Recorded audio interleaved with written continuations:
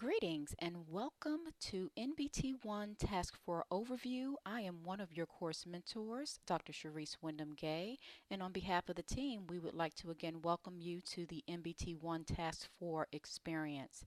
As we move forward in looking at the domains of competencies, we will be looking at intrinsic and extrinsic motivation, best practices to encourage interaction, motivation, and engagement, instructional interventions, as well as creating an emotionally safe classroom.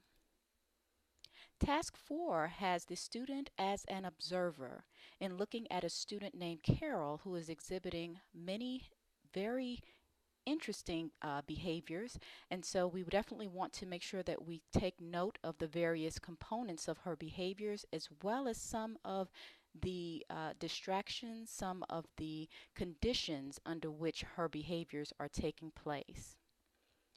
We want to consider the following areas as we approach Task 4.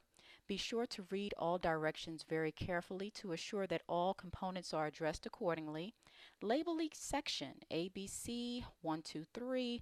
This will assure that you've covered all of your areas as well as assisting the evaluator in finding the information as noted.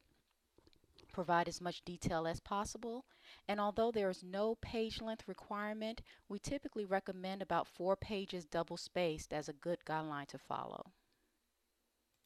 Now let's take a look at NBT1 Task 4. Part A is asking the student to explain one of Carol's negative behaviors in terms of learning behavior theory. 1. We want to discuss an antecedent of the behavior explained in Part A. 2. Discuss a possible consequence for the behavior explained in Part A. And 3. Discuss an instructional intervention that could mitigate Carol's negative behavior. 3A. Explain how the outcome could change if the teacher applied this instructional intervention. Please be sure to note any text citations, any notations from theorists in APA style. Part B for Task 4. Explain how applying principles of intrinsic and extrinsic motivation could encourage the following in the learning environment from the scenario. 1. Positive social interaction. 2. Motivation, self-motivation. 3. Active engagement. And again, please document all citations from texts and theorists in APA style. C. We want to discuss 2 additional techniques the teacher could use to create an emotionally safe classroom environment for Carol.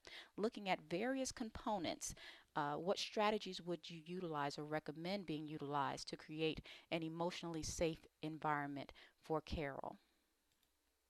And D, of course, again, making notation as it relates to citations from the text as well as theorist citations in APA style for all references within your response. This is definitely looking at your perspective, but we want to support your perspective and philosophies utilizing research.